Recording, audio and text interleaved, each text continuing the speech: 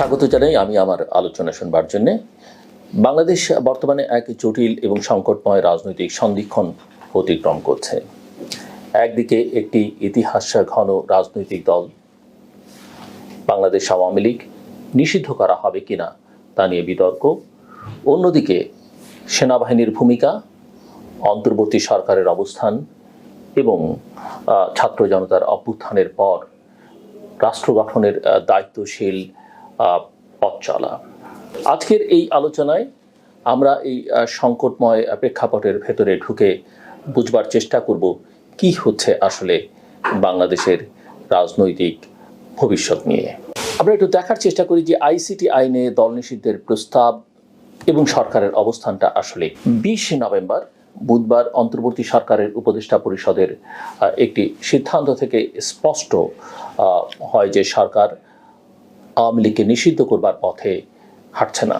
আন্তর্জাতিক অপরাধ ট্রাইব্যুনালের আইনে দল বা সংগঠনকে বিচারের আওতায় আনার যে প্রস্তাব করা হয়েছিল তা উপদেষ্টা পরিষদের বৈঠকে বাতিল হয়ে যায়। এখানে মনে রাখা জরুরি যে এক সময় এই আইনেই আওয়ামী লীগের বিরুদ্ধে মানবতা বিরোধী অপরাধের অভিযোগ তোলা হয়েছিল, বিশেষত অবৈধ ক্ষমতা ধরে রাখবার প্রক্রিয়ায়। কিন্তু এখন এই আইনি ধারাটি বাদ দিয়ে সরকারের পক্ষ থেকে একটি বার্তা দেওয়া হয়েছে, নিষিদ্ধ নয়, অন্তর্ভুক্তি তাদের পথ। প্রধান উপদেষ্টা প্রফেসর ডক্টর মোহাম্মদ ইউনূসও স্পষ্টভাবে জানিয়েছেন আওয়ামী লীগকে নিষিদ্ধ করবার কোনো পরিকল্পনা সরকারের নেই।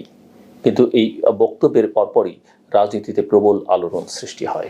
রিফাইন্ড আওয়ামী লীগ এবং সেনাপ্রধানকে ঘিরে যে বিতর্ক আমরা দেখলাম, সেই বিতর্ক নিয়ে আমি আগেও কথা বলেছি, আরও কিছুটা কথা আমি আপনাদের বলতে চাই।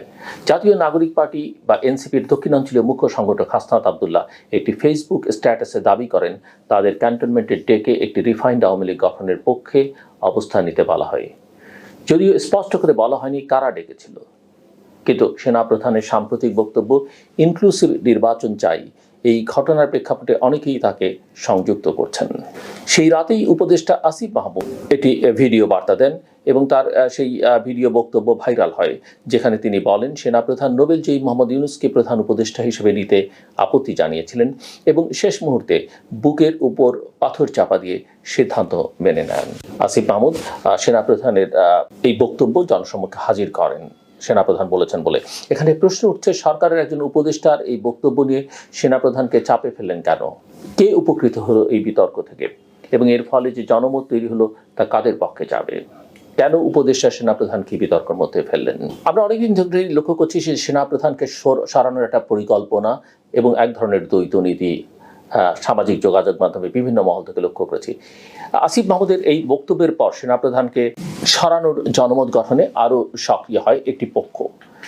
তাকে রাজনীতিতে হস্তক্ষেপের অভিযোগে অভিযুক্ত করা হয়। অথচ প্রধান উপদেষ্টার বক্তব্য আওয়ামী লীগকে নিষিদ্ধ করছি না, এই রাজনৈতিক পুনর্বাসনের মূল দায়িত্ব এবং বরং তারই উপরে বর্তায় যদি সে কথা তিনি বলে থাকেন এবং আওয়ামী লীগকে নিষিদ্ধ না করা যদি পুনর্বাসনের প্রকল্প হয়ে থাকে। এখানে একটা দ্বৈত নীতি স্পষ্ট। যারা সেনাপ্রধান জেনারেল ওয়াকারুজ্জামানকে কাঠগড়ায় দাঁড় করাতে চাইছেন তারা প্রধান উপদেষ্টার দায় এড়িয়ে যাচ্ছেন। ফলে আমরা দেখতে পাচ্ছি আওয়ামী লীগ নিষিদ্ধ করা হবে কিনা সেটি এখন একটি রাজনৈতিক ফুটবল হয়ে গেছে। জাতীয় নাগরিক পার্টি, ছাত্র আন্দোলন এবং নিষিদ্ধের যে দাবি, এগুলো একাকার হয়ে গেছে মিলেমিশে। জাতীয় নাগরিক পার্টি বা এনসিপি এবং তাদের পূর্ববর্তী প্ল্যাটফর্মগুলো যেমন বৈষম্য বিরোধী ছাত্র আন্দোলন ও জাতীয় নাগরিক কমিটি দীর্ঘদিন ধরে আওয়ামী লীগ নিষিদ্ধের দাবিতে সোচ্চার। তারা এটিকে তাদের রাজনৈতিক এজেন্ডার কেন্দ্রবিন্দু বানিয়েছেন।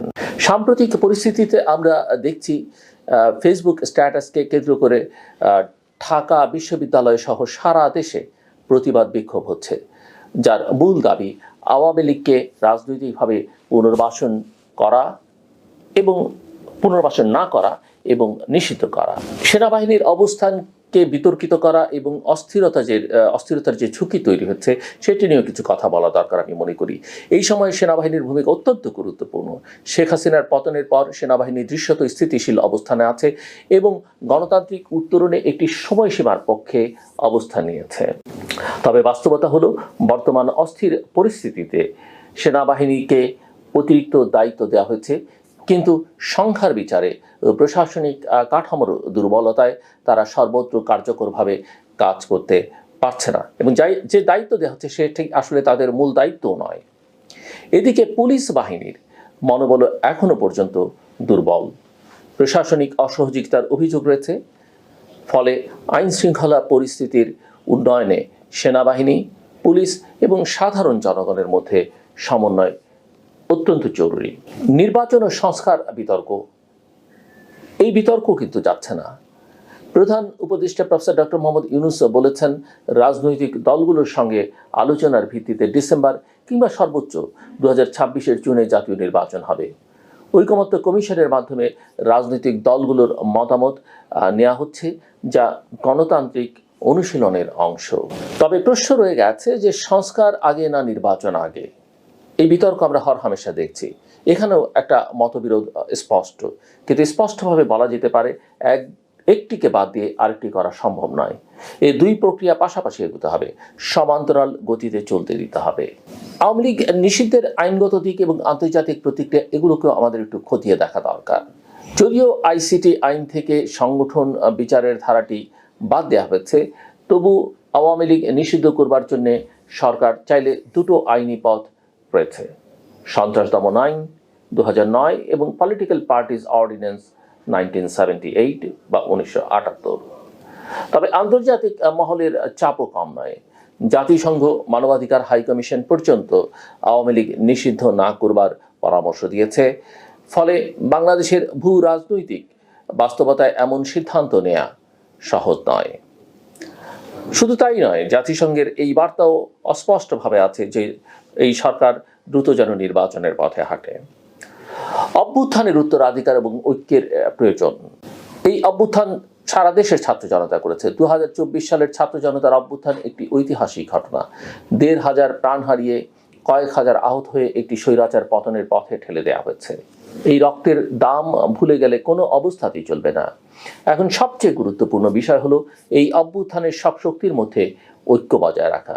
ছাত্র সমাজ, সিভিল সোসাইটি, রাজনৈতিক দল এবং সেনাবাহিনী, এই 4টি স্তম্ভ যদি বিভক্ত হয় তাহলে পুরো দেশের ভবিষ্যৎ অনিশ্চয়তায় পড়ে যাবে, এবং কোনো মহল সেই অনিশ্চয়তার পথে আমাদেরকে ঠেলে দিচ্ছেন। এদের বিষয়ে আমাদের সতর্ক থাকা জরুরি। প্রয়োজনে এদের বিরুদ্ধে ব্যবস্থা নেওয়া দরকার।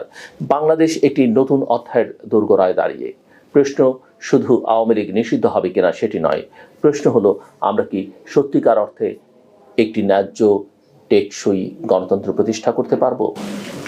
এই প্রশ্নের উত্তর খুঁজে পেতে হলে আমাদের দরকার পরস্পরের প্রতি শ্রদ্ধা, পরিমিতিবোধ এবং সর্বোপরি গণতন্ত্রের প্রতি দায়বদ্ধতা। সেনাবাহিনীকে সরিয়ে দেওয়া কিংবা ছাত্র সমাজকে বিভক্ত করা কোনো সমাধান নয়। আমরা চাই একটি স্থিতিশীল, অন্তর্ভুক্তিমূলক, ন্যায়ভিত্তিক বাংলাদেশ, যেখানে দল বা ব্যক্তি নয়, জয় হবে গণতন্ত্র এবং জনগণের। এটি হোক আমাদের সম্মিলিত অঙ্গীকার।